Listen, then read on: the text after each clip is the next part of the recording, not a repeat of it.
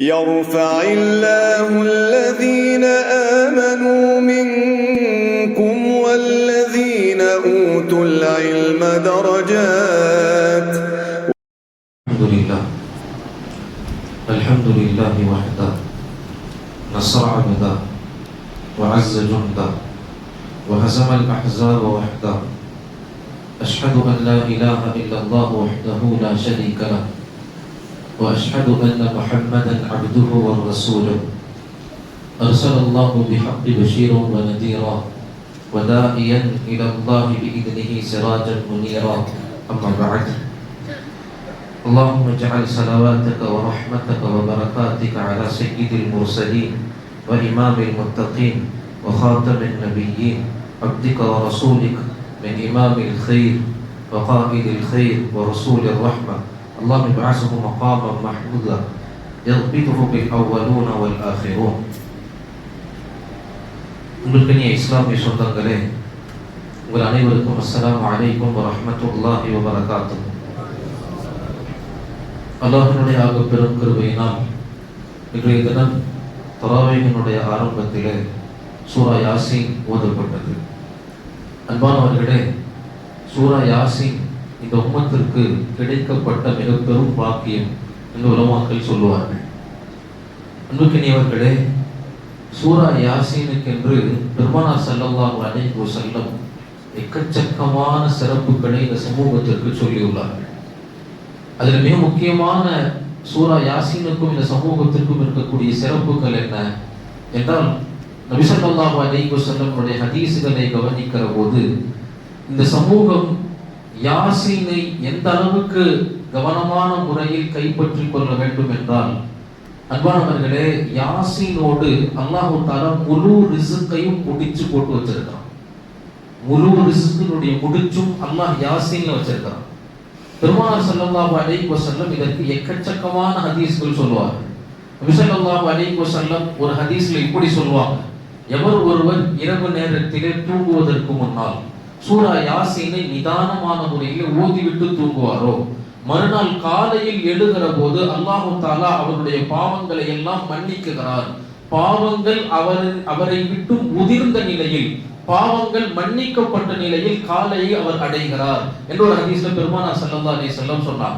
இன்னொரு ஹதீஸ்ல பெருமானார் ஸல்லல்லாஹு அலைஹி வஸல்லம் பொதுவாக இப்படி சொன்னார்கள், எவர் ஒருவர் காலை பொழுதிலே யாசீனை ஓதி வருகிறாரோ, அல்லாஹ் தஆலா அன்றைய நாளினுடைய ரிஸ்கை அவருக்கு லேசாக்கி தருகிறான், அவருக்கு சிரமம் இல்லாமல் ரிஸ்கை அவரிடத்தில் கொண்டு வந்து சேர்க்கிறார் என்று நபி ஸல்லல்லாஹு அலைஹி வஸல்லம் ஒரு ஹதீஸ்ல சொன்னாங்க. இன்னொரு ஹதீஸ்ல பெருமானார் ஸல்லல்லாஹு அலைஹி வஸல்லம் இதே மாதிரி இன்னொரு ஹதீஸ் குறிப்பாக சொன்னார்கள், யார் ஒருவர் ஒவ்வொரு நாளினுடைய காலை சுபுஹ்க்கு பின்னாலும் ஃபஜ்ர் தொழுகைக்கு பின்னாலும் யாசீனை வழமையாக ஓதி வருவாரோ, அவருக்கு அன்றைய நாளுடைய ரிஸ்கில் அல்லாஹ் பரக்கத் செய்கிறான் என்று ஒரு ஹதீஸ்ல சொன்னாங்க. இன்னொரு ஹதீஸ்ல பெருமானார் ஸல்லல்லாஹு அலைஹி வஸல்லம் இதே போன்று சொல்லிவிட்டு, ஃபஜ்ருடைய தினத்துல யார் டெய்லி யாசீன் ஓதிட்டு வர்றாங்களோ, ஒவ்வொரு ஃபஜ்ரான தொழுகைக்கு பின்னாலும் அல்லாஹ் தஆலா அன்றைய நாளுடைய ரிஸ்கில் விசாலப்படுத்துகிறான், அந்த விசாலத்திற்கான பொறுப்பை அவன் எடுத்துக் கொள்கிறான் என்று நபி ஸல்லல்லாஹு அலைஹி வஸல்லம் இப்படி முழுக்க ரிஸ்க்குக்கான பல செய்திகள் யாசீனுக்குள் மறைந்திருக்கிறது. அன்பானவர்களே, யாசீனுங்கிறது வெறும் உலக சம்பந்தப்பட்ட ரிஸ்க் மட்டுமல்ல. ரிஸ்க்குங்கிறது சாப்பிடுறது மட்டுமல்ல, குடிக்கிறது மட்டுமல்ல.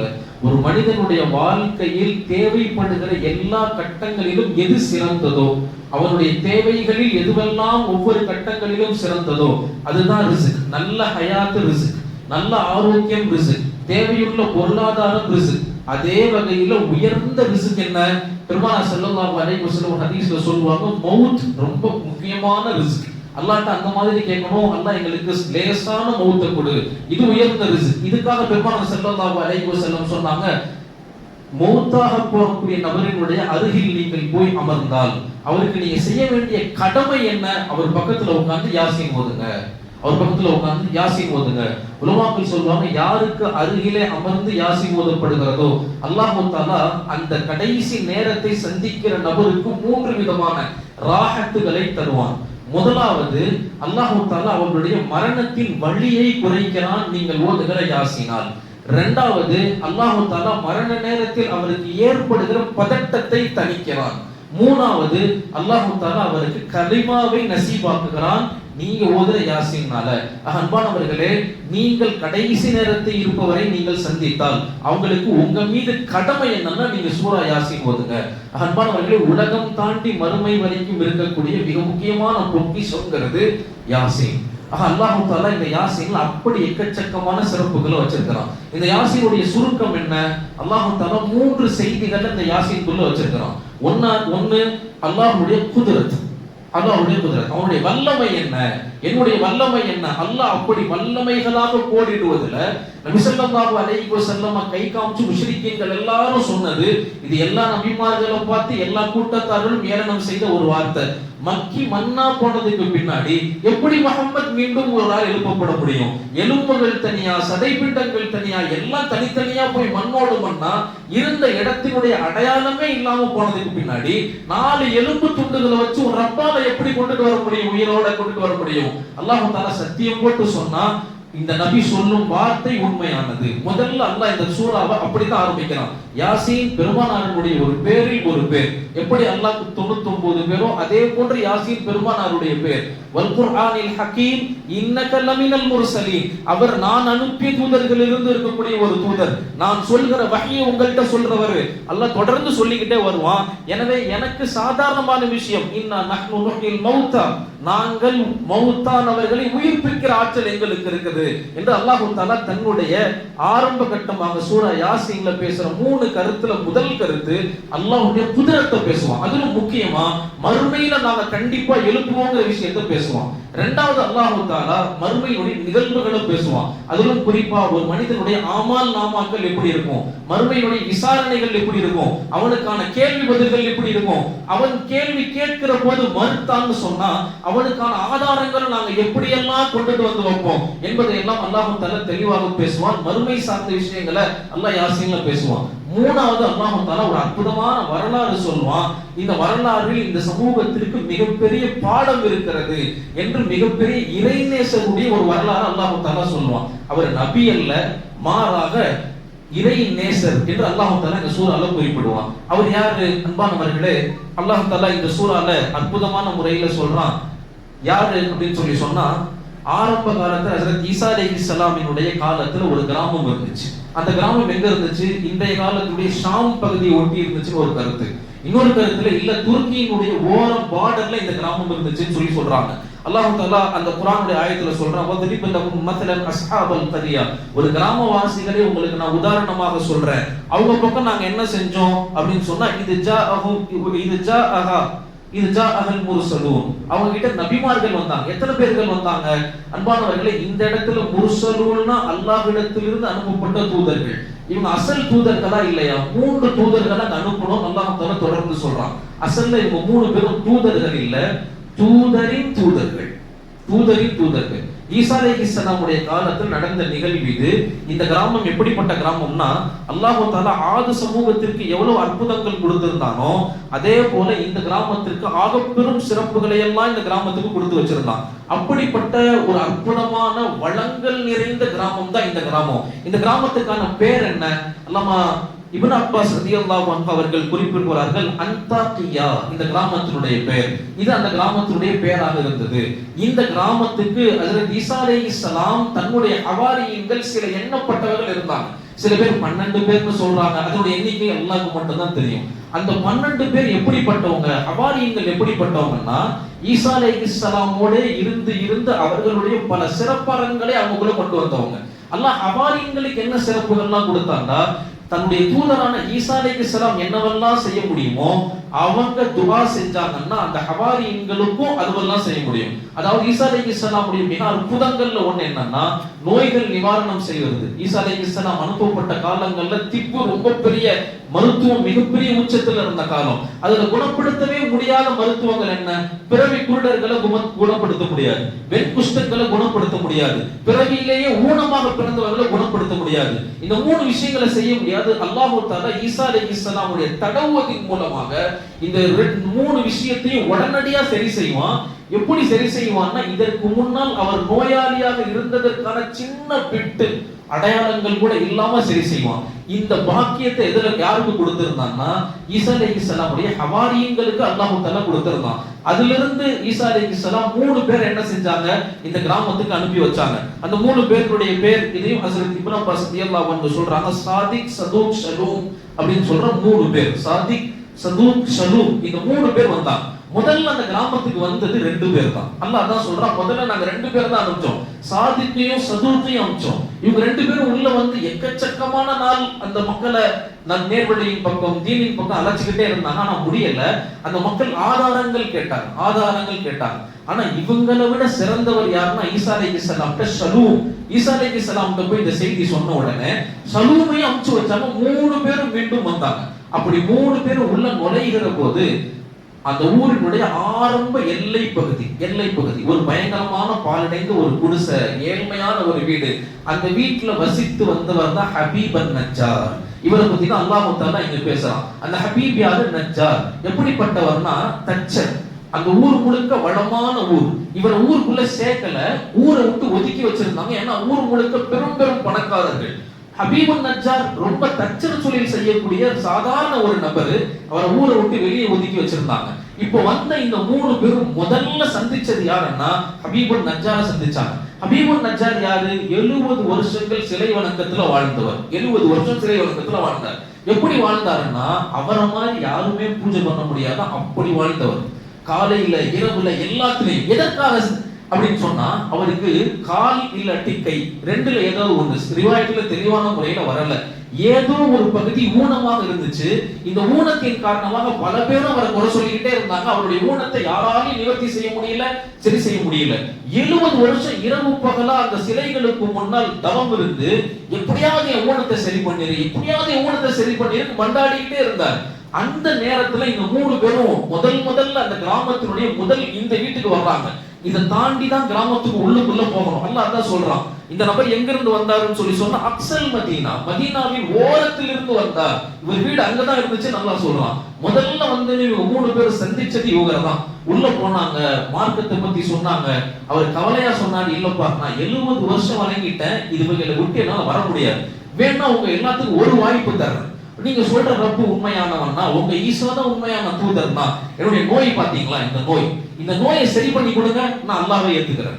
உடனே அங்க இருந்த ஷலூம் சொன்னாரு, நீங்க நோய் நிவாரணமாகணுமா, இதனுடைய குதிரத் முழுக்க படைத்த அல்லாஹ்வுக்கு இருக்குது.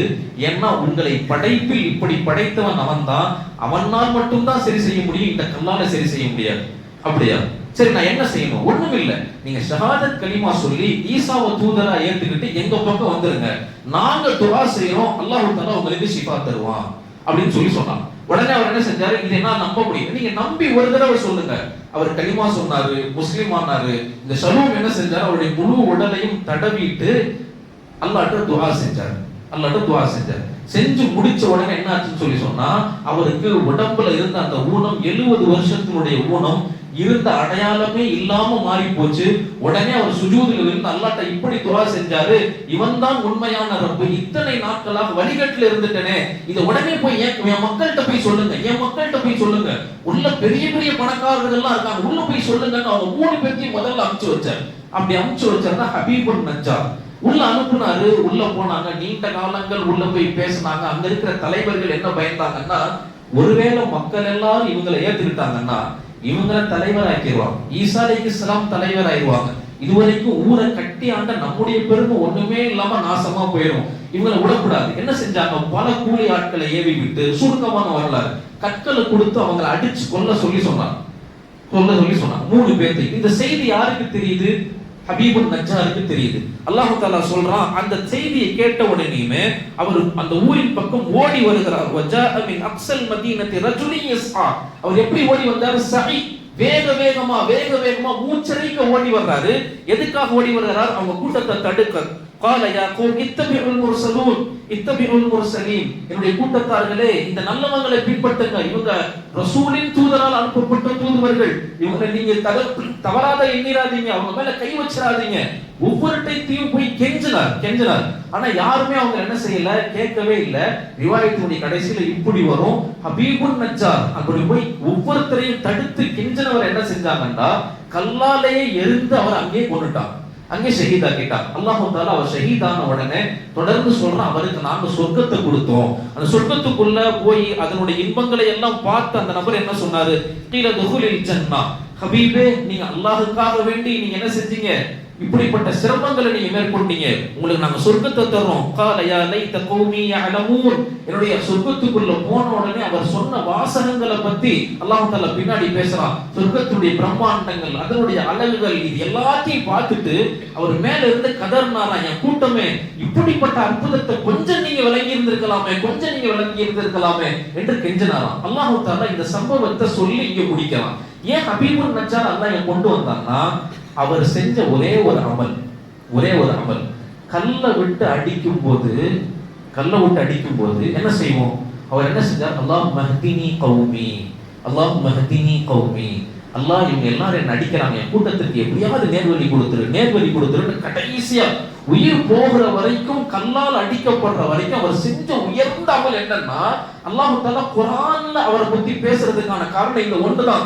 என்ன அடிக்கிறாங்க, ஆனால் இதுதான் சத்தியமான மார்க்கம், இது அவங்களுக்கு நீ புரிய வச்சிரு, என்ன அர்ப்பணிச்சு என் குடும்பத்தை, என்னுடைய கூட்டத்தார்களை நேர்வழியில கொண்டுட்டு வந்துரு என்று கெஞ்சினாரு. இந்த துவா அல்லாஹ்வுக்கு பிடிச்சுதான் இப்படிப்பட்ட மாமனிதன் இங்கு வாழ்ந்தார்ங்கிற அவருடைய வாழ்க்கையை சொல்றதுக்கு அல்லாஹ் தஆலா இந்த சூரா யாசீன்ல அவருக்கு மிகப்பெரிய இடத்தை கொடுத்தான். அவர் தான் ஹபீபுன் நஜ்ஜார். அன்பானவர்களே, இதுல இருக்க மிக முக்கியமான செய்தி என்னன்னு சொன்னா, இந்த உம்மத்திற்கு அல்லாஹ் தஆலா ஏவப்பட்ட அற்புதமான அமல், உயர்ந்த அமல்ங்கிறது நல்லவைகளை சொல்றது, தீயவைகளை இந்த சமூகத்தை விட்டு களையிறது.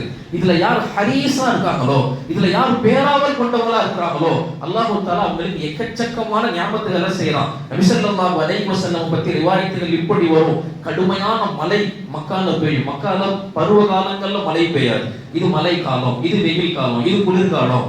அநேகமான காலங்கள் எப்படி இருக்கும்னா, பகலெல்லாம் வெயிலா இருக்கும், இரவெல்லாம் குளிரா இருக்கும். மழைங்கிறது எப்பயாவது கிடைக்கும். அப்படி வர்ற மழை ரொம்ப கடுமையான மழையா இருக்கும். இப்ப கூட நம்ம பார்க்கலாம், சில வருடங்களுக்கு முன்னாடி மக்கால எப்படிப்பட்ட மலைகள் பெய்ஞ்சுன்னு சொல்லி. அன்பானவர்களே, அப்படி கடுமையான மழை பெய்யும் போது பெருமானார் தன்னுடைய வீட்டில் இருக்கக்கூடிய பெரிய போர்வையை தலையில போத்திக்கிட்டு வெளியே ஓடுவாங்க. உடனே மக்கள் எல்லாம் பார்த்துட்டு சொல்லுவாங்க, அந்த காலத்துடைய காபிர்கள்லாம், இந்த நபர் எங்க இந்த கடும் இருட்டுல கொற்ற மலையில எங்க போறாரு, அவருக்கு பைத்தியம் பிடிச்சிருச்சு, நவுதுபில்லா பாக்குறவங்க அவருக்கு பைத்தியம் பிடிச்சிருச்சு. நபி ஸல்லல்லாஹு அலைஹி வஸல்லம் வீட்டுல இப்படி சொல்லிட்டு ஓடுவாங்களாம், கடுமையான மழை பெய்யுது, என்னுடைய உம்மத்தெல்லாம் அந்த இடத்துல இருக்கக்கூடிய ஒதுக்கும் இடத்துல ஒதுங்கி நிற்பாங்க, என் உம்மத் இந்த மரத்துக்கு கீழே கொஞ்ச நேரம் நிற்பாங்க, என்னுடைய உம்மத் இந்த காபாவின் ஹக்கீமுக்கு பக்கத்துல கொஞ்ச நேரம் நிற்பாங்க, ஏன் இந்த மழை முடியட்டும்னு நிற்பாங்க.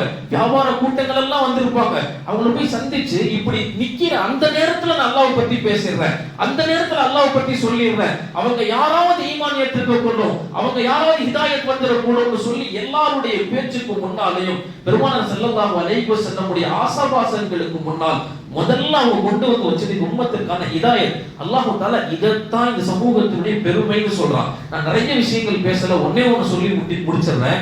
அன்பானவர்களே, இந்த சமூகத்துல யாரு நல்ல விஷயங்களை ஏவி தீய விஷயங்களை தடுக்கிறாரோ, பெரிய விஷயம்லாம் இல்ல, தப்பான விஷயத்தை கண் கொண்டு பார்த்தா தம்பி இதை செய்யாத, இவருக்கு அல்லாஹ் எவ்வளவு பெரிய கூலி வச்சிருக்கான்னா, ஒரே ஒரு ஹதீஸ் சொல்லி நிறைவுக்கு வந்துடுறேன். 13 ஹதீஸ்கள் இருக்குது, நான் ஒண்ணு மட்டும் சொல்றேன். அன்பானவர்களே, எப்படிப்பட்ட கூலின்னு சொன்னா, நாளைக்கு மறுமையில அல்லாஹ் தஆலா இப்படிப்பட்ட ஒரு ஹூர்லின் வச்சிருக்கான். அந்த ஹூர்லின் பேர் லுஅபா. ஹூர்லின்களுக்கு எல்லாம் தலைவியம்.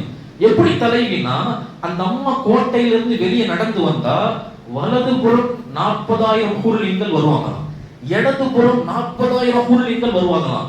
ஹூருலின்களை பார்த்து பொறாமைப்படும் அழகு அவங்களுக்கு. எப்படியா, ஹூருலின்களை பார்த்து பொறாமைப்படும் அளவுக்கான அழகம் அந்த லுஅபாவுக்கு. அவங்க நடந்து வரும்போது சொர்க்கமே மணக்குமா. அப்படிப்பட்ட ஹூருலினா அவங்க வெளியே நடந்து வரவே மாட்டாங்களாம். அவங்களுடைய வருகையை சொர்க்கத்துடைய செடி கொடிகள் எல்லாம் எதிர்பார்க்குமா. அப்படிப்பட்ட அளவும் வர்ணனையும் கொண்டவங்களாம். அவங்க நடந்து வந்தா வலது பக்கம் 40,000, இடது பக்கம் 40,000 ஹூர்லின்கள் புடை சூழ நடந்து வருவாங்களாம். இப்படி சொல்லிட்டு நடந்து வருவாங்களாம். நான் யாருக்காக படைக்கப்பட்டிருக்கிறேன் தெரியுமா, என் முஹம்மது ஸல்லல்லாஹு அலைஹி வஸல்லம் சமூகத்துல நல்ல விஷயங்களை ஆமுரு பில் மஅரூஃப் வ நஹ்வு அனில் முன்கர், யார் நல்ல விஷயங்களை ஏவி யார் கெட்ட விஷயங்களை தடுக்கிறாங்களோ அவங்களுக்காக அல்லாஹ் என்ன படைச்சிருக்கிறான், அவங்களுக்காக என்ன படைச்சிருக்கிறான், என்னுடைய ஜோடி யாரு, என்னுடைய ஜோடி யாரு என்று தேடிக்கொண்டே பேசிக்கொண்டே அவங்க சொர்க்கத்துல முழுக்க உலா வருவாங்களாம். அன்பானவர்களே, இப்படி அல்லாஹ் தஆலா தீய விஷயங்களை களையக்கூடிய நல்ல விஷயங்களை ஏவக்கூடியவர்களுக்கு இத்தனை சிறப்புகள் வச்சிருக்கிறான். இந்த சூரா யாசீனுடைய மிக முக்கியமான மக்சதே இதுதான். நாளைக்கு நீங்க இந்த மாதிரியான வாழ்க்கை வாழ்ந்தீங்கன்னா அல்லாஹ் தஆலா ஹபீபுன் நஜ்ஜாருடைய வரலாற்றை சொல்லிட்டு அடுத்து நீங்க சூரத்து யாசீனுடைய தர்ஜுமா எடுத்து பாருங்க, கியாமத்துல் நிகழ்வுகளை சொல்லுவான். இதுக்கு என்ன காரணம்? அல்லாஹ் குர்துபி ரஹிமஹுல்லாஹ் சொன்னாங்க, ஹபீபே நஜ்ஜார் மாதிரி வாழ்ந்தீங்கன்னா அல்லாஹ் நாளைக்கு மறுமையினுடைய கேள்வியை உங்களுக்கு ரொம்ப லேசாக்கிடுவான். அதுதான் இங்க பாடம். அன்பானவர்கள், நல்ல விஷயங்கள் ஏவப்படணும். அதனுடைய ஆரம்பம் குடும்பத்திலிருந்து இருக்கணும், குடும்பத்திலிருந்து இருக்கணும். வெளியே போறவங்களுக்கு, ரோட்ல இருக்கிறவங்களுக்கு இல்ல. அசல்ல கூ அன்ஃபுஸகும் வ அஹ்லீக்கும் நாரா, முதல்ல வீட்ல சொல்லணும், அப்புறமா வாசல்ல வீட்டை விட்டு வெளியே வரணும். இது இஸ்லாத்தினுடைய மிக முக்கியமான விஷயம். அல்லாஹ் அமல் செய்யக்கூடிய தௌஃபீக்கினை தருவானாக. அன்பானவர்களே, இந்த சூறாவில சொல்லப்பட்ட மிக முக்கியமான அமல்ங்கிறது நல்ல விஷயங்களை தஅவத் கொடுப்பது, மக்களின் பக்கம் ஈமானின் பக்கம் ஹரீஸ் பேராமல் கொண்டவர்களாக இருப்பது. அல்லாஹ் அவர்களை நேசிக்கிறான் என்று இந்த சூரா சொல்கிறது. அல்லாஹ் அப்படிப்பட்ட வாய்ப்பினை, நசீபினை, அமல் செய்கிற தௌஃபீக்கினை அல்லாஹ் நம் அனைவர்களுக்கும் தருவானாக. மௌத்துக்குள் நம்மால் குறைந்தபட்சம் ஒரு நபராவது ஹிதாயத்துக்குள்ள வந்துடணும். அல்லாஹ் தௌஃபீக் செய்வானாக. ஆமீன். வாஹிரு தவானா அல்ஹம்துலில்லாஹி ரப்பில் ஆலமீன். அஸ்ஸலாமு அலைக்கும் வரஹ்மத்துல்லாஹி வபரகாத்துஹு.